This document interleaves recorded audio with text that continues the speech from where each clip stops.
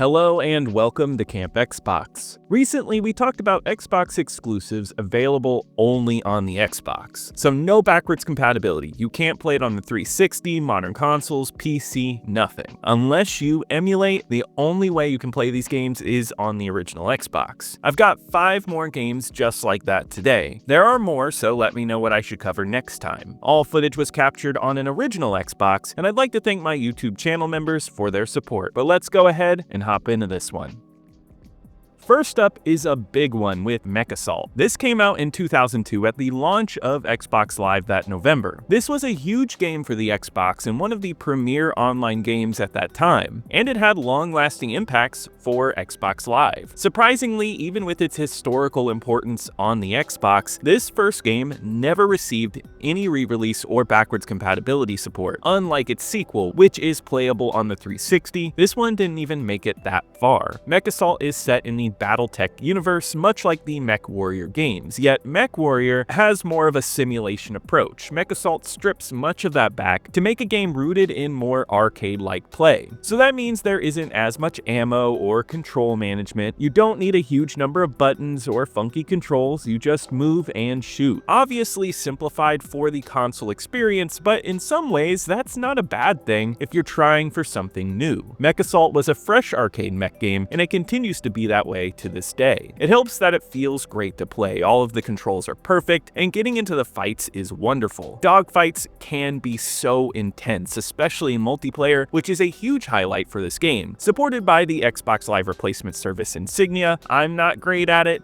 but damn is it fun. There is nothing like taking out a bunch of mechs in some of these maps. Personally, I love the map design for the Capture the Flag maps. These are some of the best routed and well laid out multiplayer maps you can find. Not only that, but the single player levels are fantastic. It excels in a sense of scale. They manage to make your mech feel gigantic, where these levels could feel empty to some, but it's more about you towering over the terrain. Whereas I love the sequel, I never felt like the scale was captured quite like it is here, where here you feel larger than towers, destroying them all and bringing devastation to everything. There is something inherently fun in that. Mechassault is one of those series that baffles me how it stopped at 2 games. Though a third one was in the works and it was cancelled, we never saw Mechassault on the Xbox again. We did see a DS game, but that's it. It was a franchise left in the dust, and this first entry has never been officially made playable outside of the OG Xbox. This is a pure Xbox classic. If you have an Xbox,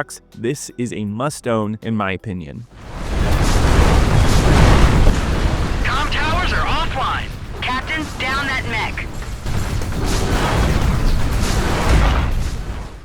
The next game today is Kung Fu Chaos. This one was made in 2003 by Just Add Monsters, or as you may know by their name today, Ninja Theory, the creators of the Hellblade series. This was their first effort and is very different from those games. Kung Fu Chaos is a 3D arena fighter, where you play as a whole mix of characters in movie set arenas. You fight with simple combos, and it's a great party game for the original Xbox. And this game satirizes the classic Kung Fu movie genre, having you directed in different scenes, taking classic tropes of Kung Fu scenes moving around while battling it out. The humor reminds me a bit of that classic Spike show MXC, but this isn't game show based, it's more about movies. And I also have to note that the humor can be a bit offensive to some. The development team did say that was not the point, but I do want to put that out there. This is a 3D brawling game at its core, and it's simple to pick up and play. Every combo in the game is punchy, and every character has a fun and unique moveset. This game is heavily multiplayer focused, and with 4 players, I imagine it would be an absolute good time. The chaos in the title is captured here as you constantly dodge and attack. It's breezy to play, but what makes the gameplay truly soar is the stage design. Many of the stages are long set pieces. You move from one action area to the next, and there's always something going down.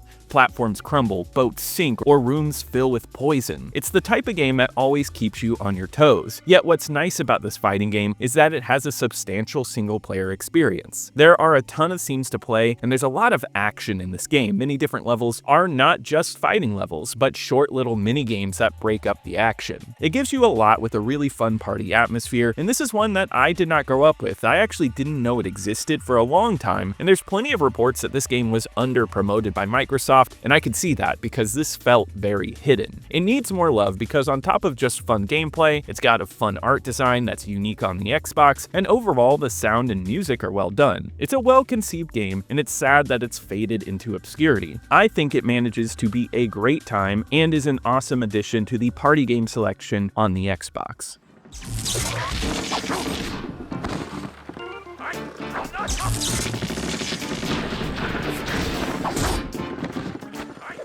Next up is Tao Feng. This game was released in 2003 by Studio Gigante. Gigante at the time felt like a big deal for Xbox. Tao Feng was the studio's first game, and it was led by John Tobias, a co-creator of Mortal Kombat. So the gore was going to be there, but also some fun fighting mechanics. It had a lot of fun ideas behind it, but it didn't seem to resonate with critics, and despite having some fans, it never hit the heights that it felt like it wanted, especially when I played it. So with that, Tao Feng was left on the Xbox and never saw any re-release or backwards compatibility support. Tao Feng is a 3D arena fighter that looks awesome on the Xbox. Each character has a lot of love and detail put into them. It's the damage that they get over the course of the game that really makes it stand out. One of the largest parts of the fighting system is the limb damage. If you hit the opponent's legs or arms enough, they will do less damage with those types of attacks. It's visually great too, and you will see your fighters holding those body parts. They also get visual bruises and cuts, and everyone looks battered by the end of the game, even if they win. Not only that, but I love the stage design in this game. The stages are fully destructible, and you will destroy objects in the background and fight across multiple levels. You can throw enemies into fires and walls, and I love when stages feel dynamic in fighters, and Tao Feng takes full advantage of that. Tao Feng has an interesting fighting system though, and of course, I'm no expert. Fighting games are hard to review because many have complex systems that take a ton of time to master. Tao Feng has its fans, but personally,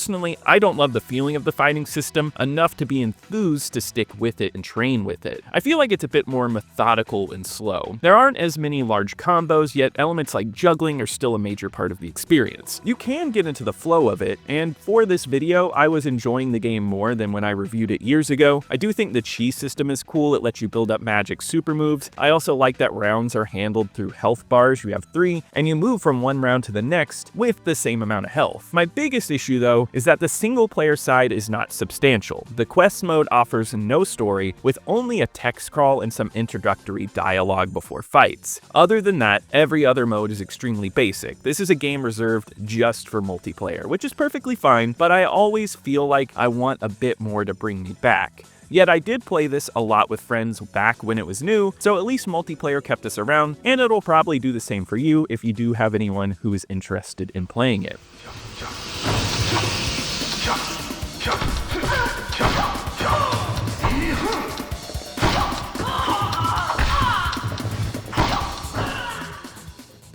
Next up is Chase Hollywood Stunt Driver. This one was developed by I Imagine Interactive, a South African team that were the only licensed African console team at the time. It's an interesting backstory to a game that I feel like a lot of people don't remember. This game is often compared to Stuntman, which is the more popular game of the two. In this game, you play as stunt driver Chase Kuroda, and you go through several Hollywood scenes, pulling off the many stunts the director wants out of you. Yet instead of playing out one whole scene, you get a whole driving course, and you get a mix of goals and you tackle them. They might be taking out another vehicle or doing a set number of flips over various ramps. It's fun at times, but I think what keeps this game from standing out is that the movie theming is never sold well, and it's not perfect. Each scene has a general genre, but you never feel like you're actually working towards a movie of any sort, just a playground to do stunts in. Also, this game is quite easy to get through, and you can power through it very fast. You don't get any bonuses for doing all the stunts in one run, so the optimized way to do this is just to focus on 1 or 2 goals and play it again to do the other goals, similar to how Tony Hawk works. Though it's not a fun loop, and a lot of levels seem to repeat a lot of the same goals, so it feels like there's an idea there, but it never quite comes together. Yet I do complain about this game. It's more about missed potential. This game on its own is fun, and I think that you can find some entertainment here. I do like the variety of cars, and there are some levels, such as the dock level, that really stand out to me as something entertaining. It's more of a lack of substance, especially from a game that has a budget feel, though it was released full price. Though nowadays, this game is dirt cheap. The car handling is a lot of fun, even if cars will flip over very easily. I'm a simple guy, and if a car game at least has decent handling on cars, I'm gonna have some fun with it, and I imagine most people will feel the same way on that. The sound design is a bit weak, but I do like the look. It feels like a 2002 Xbox game, if that makes any sense.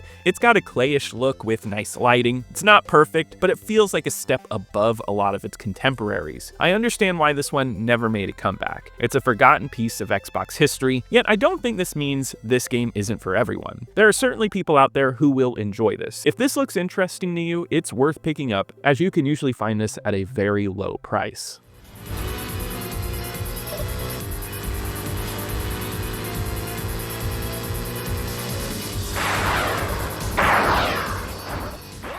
The final game today is Kakuto Chojin. This is another exclusive fighting game on today's list. This one came out in late 2002 and was developed by Dream Publishing. Dream was a big deal for the Xbox as they had built some early Xbox tech demos and they were gorgeous. Actually, this game was born from a tech demo that was pushed forward to be a showpiece for the Xbox. Unfortunately though, Dream knowingly shipped this game with offensive religious content, hoping no one would notice, and of course they did, which led to a lot of controversy and a game that was pulled from shelves, giving this game more negative publicity and not a lot of good, even though this game just wasn't reviewed well either. Though I will say, this game looks awesome. It really was a technical showpiece for the original Xbox. The characters' movements and actions are all fluid. It's a game with a great visual flair and is pushing the Xbox's fidelity and speed. I hate that this game seemed to pass by so unknown due to Dream's own negligence, because just from a technical standpoint, this is an awesome game. I think the stages are also extremely well done, but to be fair, there aren't a lot of them. That can explain the whole game, really. There's just not a lot going on here. Much like Tao Feng, alone you aren't going to have much to do. It's got your usual arcade mode, but overall it's a lot of just fighting and minimal plot. So this game is not really meant to be played alone, but one element of multiplayer I love is the chaotic 4-player fighting mode. This has you dropped into a big arena and you can just fight with each character. It's really fun. I like the fighting system in this game. Personally, I love something faster than strategic. Something that has you doing mega combos blazingly fast, and Kakuto is very fast. The flow and freedom to move, it all connects very well, and though there isn't a lot of depth here, I think it makes for a great quick fighting game. It even incentivizes something visceral and fast, because if you don't block, you get a special move. So I want you to always be attacking. It's not slow or janky in any way, and I like that personally. And now I won't say this game is great by any means. There really isn't a combo system here. It's a very bare bones fighter, not only in gameplay but in game modes. You are going to get this game and you're not going to play it very long if you're by yourself. And I feel like if you're playing with a lot of people, you can have a good time, but once again, not much to do here. It's definitely an interesting game in terms of history, but also I think you can have a bit of fun with it. And it's only on the original Xbox.